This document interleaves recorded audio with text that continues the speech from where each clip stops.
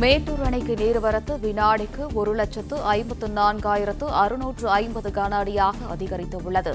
இது குறித்தான முழு விவரங்களுடன் இணைக்கிறார் செய்தியாளர் ரமேஷ். ரமேஷ், வணக்கம். விவரங்களை நீங்க பதிவு பண்ணலாம் ரமேஷ். வணக்கம்.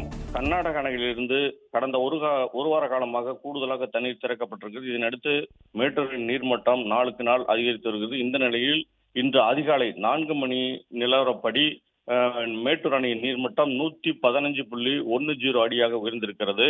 தற்போது மேட்டூர் அணைக்கு நீர்வரத்து அதிகரித்திருக்கிறது. இன்று அதிகாலை 4 மணி அளவில் மேட்டூர் அணைக்கு வினாடிக்கு 1,54,650 கன அடி தண்ணீர் வந்து கொண்டிருந்தது.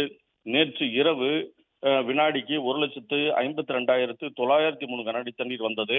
இந்த நிலையில் அணை மின் நிலையம் வழியாக வினாடிக்கு 12,000 கன அடி நீர் திறக்கப்பட்டிருக்கிறது. நேற்று இரவு வரை வினாடிக்கு 8,000 கன அடி தண்ணீர் திறக்கப்பட்டு வந்த நிலையில் இன்று அதிகாலை முதல் வினாடிக்கு 12,000 கன அடி நீர் திறக்கப்பட்டிருக்கிறது.